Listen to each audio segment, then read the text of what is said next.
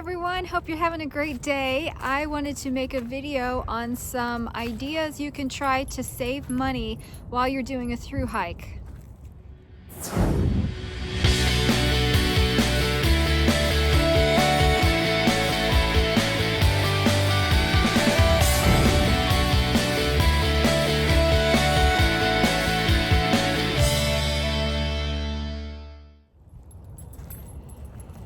Okay, so as we know, doing a through hike can get pricey, and everybody's budget is very different. So when I through hiked in 2018, there was some things that I learned along the way that helped with the cost. I was on a budget, and I didn't have a ton of money to spend, and that was reduced with a mistake I made by having to upgrade some gear. So I would like to explain that and some ideas that you can try to save some money while you're out there. And if you have any ideas that I haven't mentioned, please share them in the comments below so that other people can learn as well. So thank you for that if you do add to this. Let me try to help you or explain a major expense that I could have avoided when I did my through hike, and that was gear. I thought I knew what I was doing. I thought I was prepared and ready. I had done shakedown hikes, but I didn't do the kind of shakedown hikes that I needed to do to really test out the gear that I had. So when I first started, I had a very cheap tent, a cheap sleeping bag, and cheap rain gear. So, and I'm not saying you can't go on the cheap side, you totally can. You can get stuff that is on the cheap. I've gotten some gear from Goodwill, and that's worked perfectly fine. So you can use gear that's on the cheap side, and that works perfectly fine. I'm not saying it doesn't, but for me, I did have some major issues with the gear that I had. So my suggestion is two things. First, put some money aside in case you do have to spend money on gear. You never know if your gear is going to hold up well out there or if it's going to break for one reason or another, and it's good to calculate that into your budget just in case that happens. So that would have been helpful for me to do. Another thing is to actually do some shakedown hikes in harsh, awful weather. Go to extreme colds, go to some rainy weekends and get out there and try to do some miles and camp in extreme conditions like a lot of rain, cold rain, so you can really test out your gear and know that you're going to be okay. I wish I had done that better the first time around. That would have saved me a lot of money. So I had set out a certain amount of money. Now everybody's budget is completely different, and I totally understand that. I spent just at $3,500 for my whole through hike in 2018, and that was with upgrading my sleeping bag, my tent, and my rain gear. So I was going on the cheap. Because I had to upgrade all of that stuff, I did not stay in hostels very often at all, and so I had to use the gear I bought. That's what I ended up doing. Some other tips and ideas that you can try is, if you're going to town to resupply, maybe do that with another hiker or two or three, and each one of you buy in bulk one item. Buy everything that you need, but buy one thing, like a whole big box of granola bars, and someone else can buy a whole big box of Cliff Bars or something, and then another one can buy another box of Rice Krispie treats, and then you guys can split it up between you all. That would save you money, so that you don't have to. It would really stink if you bought a ton of stuff and then couldn't take half of it or most of it. So yeah, try to do that and see if you can split it up, divide it up between other hikers. That'll save you some money. Also, check out the hiker boxes before you go to resupply. A lot of people get mail drops and either don't want the food that they've sent themselves, or they don't have enough room for it, and they will drop all of that stuff in the hiker box. So check that out before you go resupply. And then to save some money on shelters, or on where you're going to stay. If you're able to, and you need to go into a town and stay at a hotel, try to go in with a whole bunch of hikers to do that. And I did that when I got to Fontana Dam.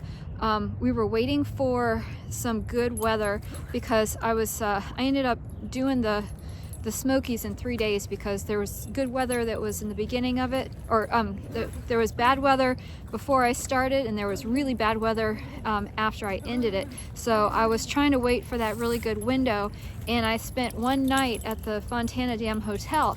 A whole bunch of us did, actually. So one person got a hotel room, and we ended up having 6 hikers there, all of us, and we only had to pay $10 a person. I slept on my sleeping pad on the floor. So yeah, not everyone's gonna get a bed, but that's okay. If you can go in with a few other hikers to get one hotel room and split the cost, that's gonna be a great idea and a big money saver. Also, a lot of hostels offer work for stay, so don't be afraid to ask. You can do some work and they'll let you stay there for free. Not all of them, but some of them do. And that is how it works also in the whites. If you do stay at a hut, you have to do a work for stay, unless you pay to be there, which is pricey. But you can get there and do an hour or two of work, and they'll let you stay there at inside the hut. So, but you have to get there early enough, and they usually only allow 1 to 2 hikers to do that, so be prepared.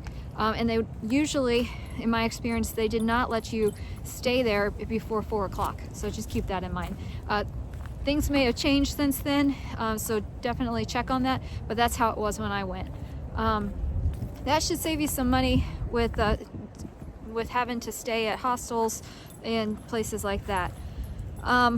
Also, from what I've seen, I didn't do any mail drops when I went the last time.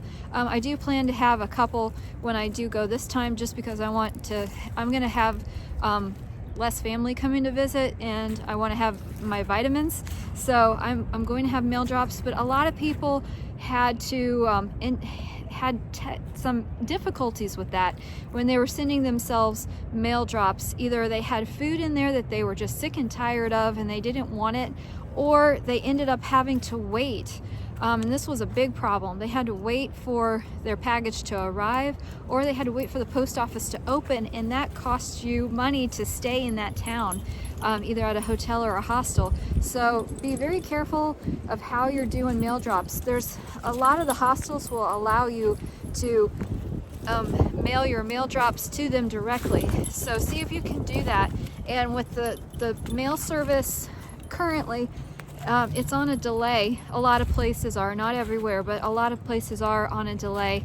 I run an online store, so most of my packages are getting there on time when they're supposed to, but some of them are taking some time. So factor that into your time frame of when you are mailing yourself your mail drop, because you don't want to have to be stuck in town waiting for that package to show up, or for you to show up and for the post office to open so you can bounce it forward if you have to. So yep, that's also a tip. Also with shuttles, if you can go in on a shuttle with a bunch of different hikers instead of just you, that should save you some money too. They typically, not all of them, but some of them will charge a little bit more for a shuttle service if it's just you. But if you can go in with multiple hikers, that should make it a little bit easier. Yep, let's see. That was some of the main stuff. Oh, and keep in mind that the longer you stay in towns, the more money you're gonna spend typically. I've seen that happen a lot with hikers, and it happened to myself. The more I didn't stay in towns very often, but when I did, I was spending money. You do want to go eat out, you do want to resupply, you do want to go and do stuff, and that costs money. So if you're really on a budget, try to limit the amount of time that you spend in a town, meaning in a town with a hostel, in a town with a hotel, or whatever the case. Just try to limit that if you can.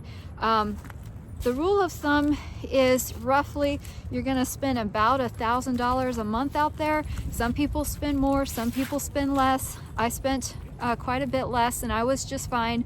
I was comfortable, but there was a lot of hostels that I heard about and I didn't experience. A lot of them I did. So this time around when I'm going, I have some better gear selection that I know works, and so I'm hoping not to make that mistake again, and I am budgeting a little bit of extra money so that I can stay and experience some of the other hostels that I had to miss the first time around. So don't miss out, don't weaken or lessen your trail experience, but you can also do it budget consciously and try not have to spend a ton of money. Also, just a quick tip to keep in the back of your mind is, and I saw this quite often, actually quite a bit, is people started out on the trail way too fast and too hard. They were doing big miles right out of the gate, and my doggies are playing. They all got their winter jackets on, so they're trying to see if you can see them.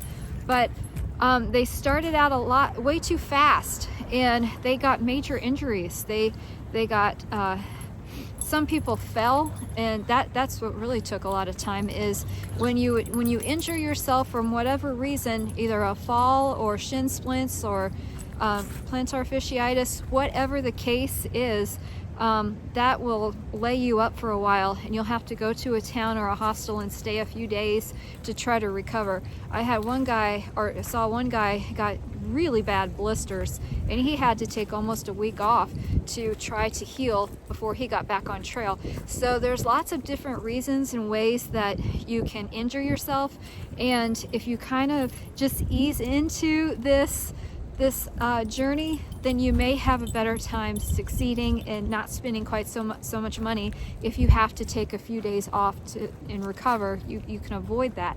So that's that's just something to keep in mind too. Let me see. I think that was the main stuff.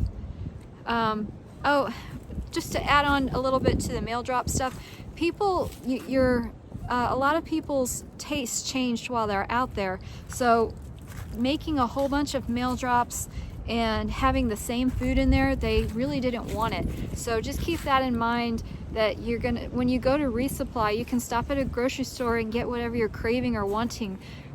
That's kind of what I did. When I first started, I was eating a lot of oatmeal and a lot of Knorr pasta sides, and then towards the end of my trek, I was eating a lot of Nutella and peanut butter and tortilla wraps, and a lot of Cheerios.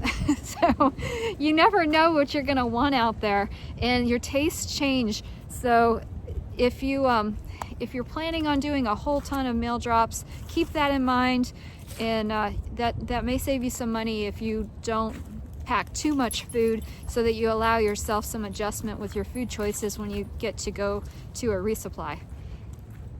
Yes, and let's see. That's the main stuff that I've got. Those were some of the major ways to save money. The gear was a big one. Try to make sure that the gear you've got is solid, and have a little bit of a budget set aside in case something breaks or you need to upgrade something. And also put a little bit of money aside to send some stuff back home to yourself. I did do that a few times while out on the trail. Especially when I got out of the Smokies, I sent some stuff home, and as soon as the weather started warming up, I couldn't wait for that to happen, and to get rid of a whole bunch of gear, I sent a lot of winter gear back. Now I love winter hiking. Don't mistake what I'm trying to say. I loved hiking in the winter and I preferred it, but as soon as the weather did warm up, I sent a lot of gear home, and that takes money to do that. You have to purchase a box from the UPS to mail all that stuff back. So that's an added expense. So don't forget about that if you're going to be mailing stuff home. If you've got family coming to visit you, then they can take it home for you. But if you have to mail it back yourself, don't forget the charges to do that. So hope some of this stuff was helpful for you. Hope that you save some money while you're out there, as far as not having to spend stuff that you were not expecting or you didn't have to. I hope you have a fantastic time on your through hike and get to experience so much that it has to offer. Really check out some of the hostels, because some of them are just incredible and so much fun. I can't even list them all now, but there's a bunch of them out there that are really have a lot of character and that you're gonna definitely want to stay at. And check out Hook, because they will explain some of those hostels and the amenities that they have and how much fun it is to stay there. So put some money aside to be able to do that and have those experiences, and you're gonna have a fantastic time. But so hope to see you guys out there pretty soon, and I hope this helps you out a little bit. All right, have a wonderful day. Bye.